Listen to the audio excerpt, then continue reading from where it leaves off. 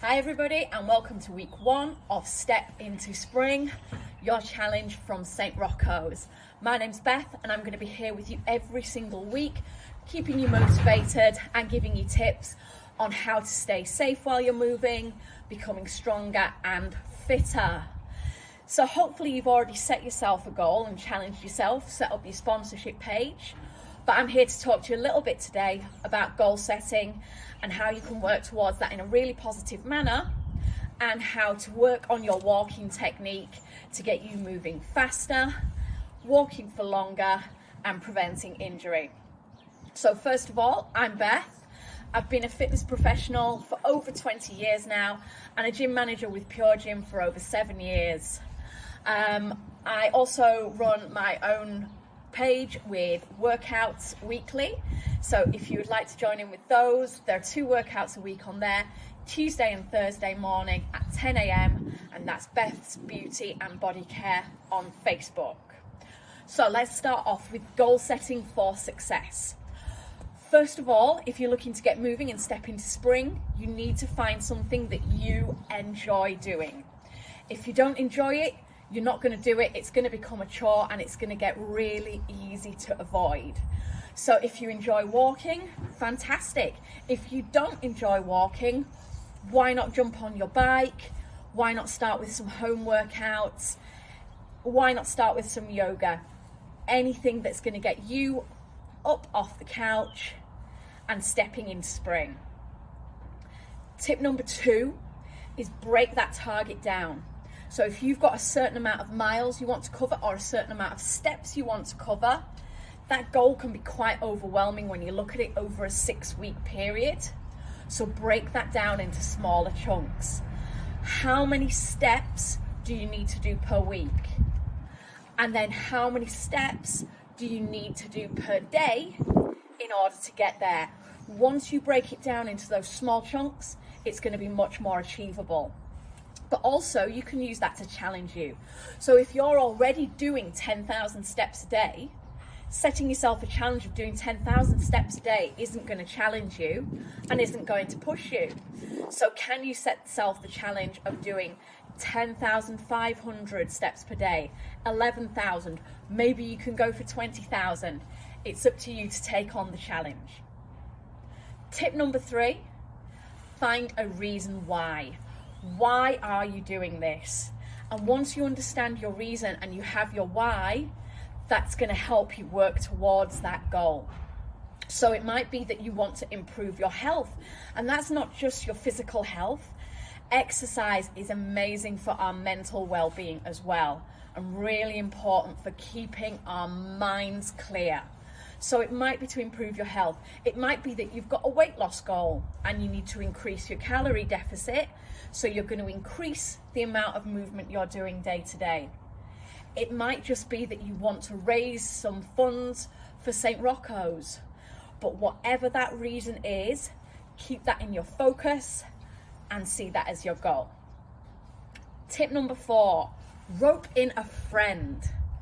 So if you've got a friend who you'd like to get more active with, that is going to help keep you accountable, and you can keep each other accountable.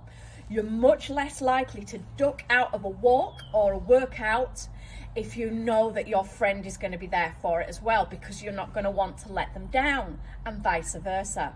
So we can meet one other person outdoors for physical activity, and that might be a walk, it might be a workout in the park, it might be that you dial in via social media or Zoom or something else and take part in an online workout together from the comfort of your own home. You might not even have to leave your living room. And then finally, step 5, be accountable to yourself. You are the one who makes it happen. If you're not bought in, if you don't really want to achieve this, then you won't get there. Try to visualize your success. So whatever that why was, go back to that. What was the reason that you started this in the first place? If it was to improve your health, imagine how you're going to feel when you're fitter, healthier, when you're not out of breath walking up the stairs, when you can run around and play and enjoy time with the kids. If your goal was to lose weight, imagine how you're going to feel come summertime, when you feel confident in your own skin, when you feel good in your summertime clothes. And if your goal was simply to raise some much needed funds for St. Rocco's, imagine how amazing you're going to feel popping all that money over to St. Rocco's that is so needed for all the work that they do. And once you visualize that success, think about how you're going to feel if you don't make it towards that goal. Think about how you're going to feel if you don't manage to achieve those miles, if you don't raise the funds, if you don't improve your health. Pretty rubbish, right? And hopefully that is going to be the motivation you need to keep you going. So always keep that goal in mind. With that said, we need to foresee problems, because there's always going to be something. If you've committed to walking a mile a day, but it's raining on half of those days, how are you going to get those steps in? How can you do those in another way? Can you do a home workout virtually online? Do you want to go on my Facebook page and jump on a home workout that I've popped on there? Do you want to do some extra walking around your house by getting involved in some housework? Foresee those problems and then find solutions. You might have the kids at school at the moment, but then there might be a case of COVID in their class and you're back to homeschooling. Can you then get the kids involved in coming out with you on your daily walk? Foresee those problems so that you can plan the solutions and plan to be successful. Okay, so let's take you guys through some walking technique. I'm pretty sure that you've been walking for quite a long time now, and you're probably pretty confident that you know how to put one foot in front of the other. But what I'm going to do today is give you some tips to make that walking technique even better. But why would we want to do that? Why would we want to improve it? Loads of reasons. First of all, by improving your technique, you can reduce the risk of injury. And if we become injured, we're no longer going to be able to get out and about. We're no longer going to be able to exercise. We're going to become sedentary, and we are not going to hit those goals that we've set ourselves. By improving your technique, you'll be able to walk faster and further, and that is going to get you to your goal so much quicker and may even lead to you going right past that goal. By having technique points to focus on, it's going to keep your mind engaged, and it's going to help you to challenge yourself to go further, to go faster. All right, so let's start off with your posture. For great walking posture, we stand up really straight with the toes pointing ahead and the feet hip width apart. Knees just a little bit soft, so we don't want to lean back and lock the knees out. Just keep a little bit of softness in the knees. And then we draw up through the crown of the head. So if you imagine there's a string coming out of the middle of your head, pulling you upwards, draw up through the top of the crown. From there, we want a strong abdominal brace. Now, you'll hear me say this a lot if you choose to join in with any of my workouts. What that basically means is keeping the muscles that run around your midsection engaged and pulled in. By doing that, we keep the lower back supported and we reduce risk of injury, as well as giving ourselves greater control over the rest of our body. So what does bracing your core mean? It means switching on and activating these muscles. Now, that doesn't necessarily mean sucking in as hard as you can. It means pulling them tight, drawing up, moving your rib cage away from the hips a little bit, and keeping everything around your middle really, really solid, and practicing that. We want to have a neutral spine. So you might have a curve in the lower back or a rounding out through the shoulders. We want to try and keep the spine in a neutral position. So chin off the chest, parallel with the ground, eyes dead ahead, shoulders level, hips level, and core braced. From there, you've got a really great starting position to walk from. Next, feet. So these are going to be really important when we're walking. we should have a rolling motion through the foot as we walk. Now, to be able to get that, we need flexible shoes. So to give you a little example, not all footwear is flexible. So if you take a look at that, compared with the flexibility of that, and you can imagine how that's going to allow you to roll through the foot and get really, really good technique from the ground upwards. So start with a great pair of trainers. We strike with the heel first, roll through the foot to the toe, and then we are going to push out of the toe on the rear foot to propel you forwards, okay?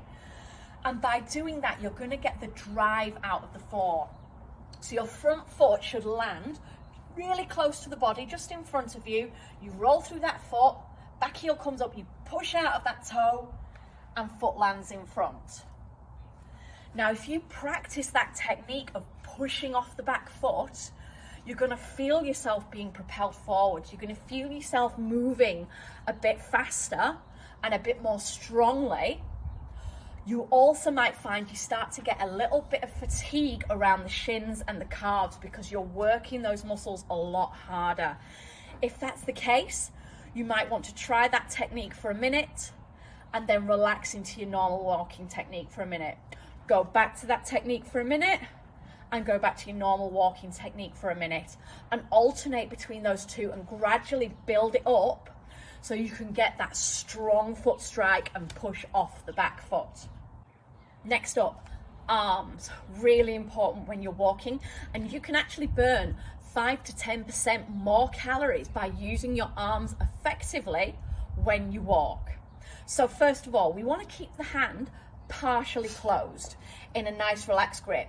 We don't need to clench the hands and tense up the upper body, but just keep the hands really lightly closed. We're going to have 90 degrees at the elbow, and you move opposite arm to opposite leg.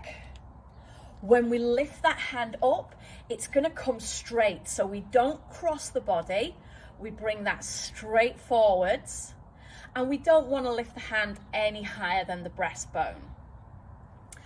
Now, the same as with using that push off the back foot, starting to use your arms to really drive yourself as you walk can be tiring and can be really fatiguing for the upper body and your heart and lungs.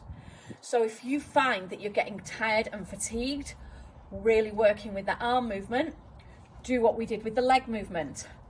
Use it for a minute and then go to a more relaxed stance for a minute, pop it back in for a minute, take it out for a minute, and gradually build up until you can use that really great arm technique throughout your walk.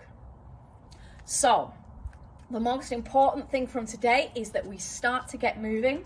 We commit to those goals. We know how we're going to get there. We find a reason to move and not a reason to avoid moving. If you want some extra support, find my Facebook group. It's Beth's Beauty and Body Care.